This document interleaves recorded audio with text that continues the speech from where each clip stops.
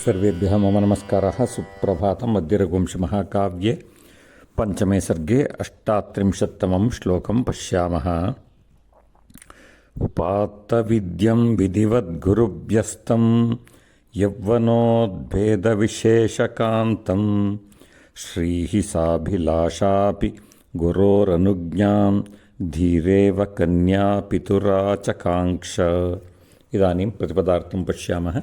उपात्तविद्यं प्राप्तविद्यं विधिवत् गुरुभ्यः यथाशास्त्रम् उपात्तविद्यं तम् अजं यौवनोद्भेदविशेषकान्तं यौवनस्य उद्भेदात् आविर्भावात् हेतोर्विशेषेण कान्तं सौम्यं श्रीः राज्यश्रीः साभिलाषा अपि इच्छन्ति अपि गुरोरनुज्ञां ज्येष्ठानाम् अनुमतिम् अत्र रघोः अनुमतिं धीरा समचित्ता कन्या पितुः इव यथा सत्कुलप्रसूता कन्या पितुः अनुमतिम् इव आचकाङ्क्षा इयेषा। इदानीम् अन्वयं पश्यामः। गुरुभ्यः विधिवत् उपात्तविद्यं यौवनोद्भेदविशेषकान्तं तं साभिलाषा अपि श्रीः धीरा कन्यापितुः इव गुरोः अनुज्ञाम् आचकाङ्क्षा। इदानीं तात्पर्यं पश्यामः। अजस्य रूपं रघोः रूपम् इव आसीत्, कान्तिः तदेव, शक्तिः रघोः इव, ओजस् रघोः इव आसीत् इति पूर्वतनश्लोके विवृतमस्ति। इदानीं शास्त्रक्रमेण गुरुभ्यः प्राप्तविद्यः अभवत्। यौवन अवस्थात् विशेषकान्तिं प्राप्तवान्।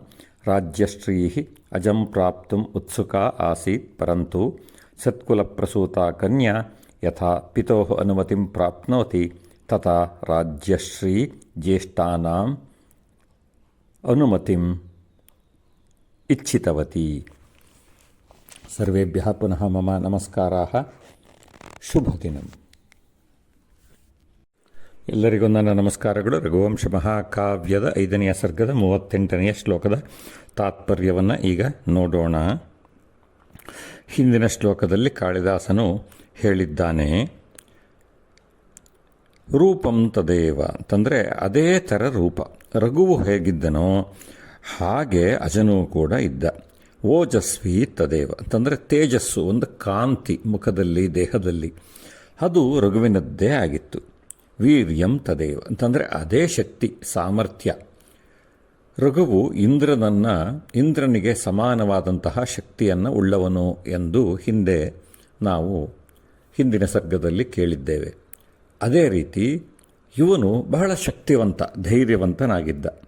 ನೈಸರ್ಗಿಕ ಉನ್ನತತ್ವ ಅಂತಂದರೆ ಒಂದು ಸ್ವಭಾವ, ಒಂದು ಉನ್ನತವಾದಂತಹ ಶಾರೀರ ಎಲ್ಲವೂ, ದೇಹದಾರ್ಢ್ಯ ಪ್ರತಿಯೊಂದು ರಘುವಿನ ಹಾಗೆ ಒಂದು ಉನ್ನತ ಮಟ್ಟದಲ್ಲಿ ಇತ್ತು. ರಘುವಿಗೂ ಅವನಿಗೂ ಯಾವ ರೀತಿಯ ವ್ಯತ್ಯಾಸನೂ ಇರಲಿಲ್ಲ. ಹೇಗೆ ಹೇಳ್ತಾನೆ ಅಂತಂದರೆ, ಕಾಳಿದಾಸ ಒಂದು ದೀಪದಿಂದ ಅದೇ ತರಹದ ಇನ್ನೊಂದು ದೀಪವನ್ನು ಹಚ್ಚಿದ್ರೆ, ದೀಪ ಹಚ್ಚಿದ ಮೇಲೆ ಎರಡೂ ದೀಪವು ಒಂದೇ ಥರ ಕಾಣುತ್ತಲ್ಲ, ಹಾಗೆ ಇದ್ದ ಅಜನು ಅಂತ. ಈಗ ಅವನು ವಿದ್ಯಾಭ್ಯಾಸವನ್ನು ಪೂರೈಸಿದ್ದಾನೆ. ಯೌವನವೂ ಬಂದಿದೆ.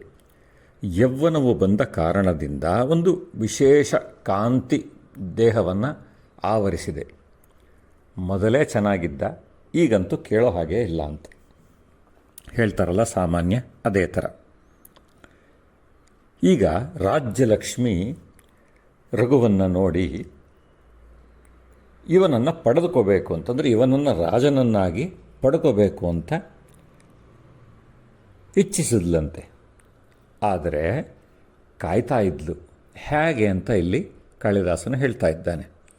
ಒಬ್ಬ ಕನ್ಯೆಯು, ಸಮಚಿತ್ತಳಾದಂತಹ ಕನ್ಯೆಯು ಯಾರನ್ನಾರೂ ವರಿಸಬೇಕು ಅಂತ ಇದ್ದಾಗ ತಂದೆಯ ಆಜ್ಞೆಯನ್ನು, ತಂದೆಯ ಅನುಮತಿಯನ್ನು ಹೇಗೆ ಪಡೆದುಕೊಂಡು ಆನಂತರ ಮದುವೆಯನ್ನು ಆಗ್ತಾಳೋ ಅದೇ ರೀತಿ ರಾಜ್ಯಲಕ್ಷ್ಮಿಯೂ ಕೂಡ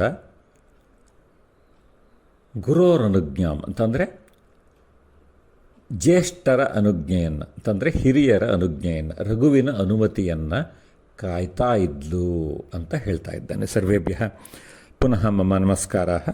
ಶುಭದಿನಂ.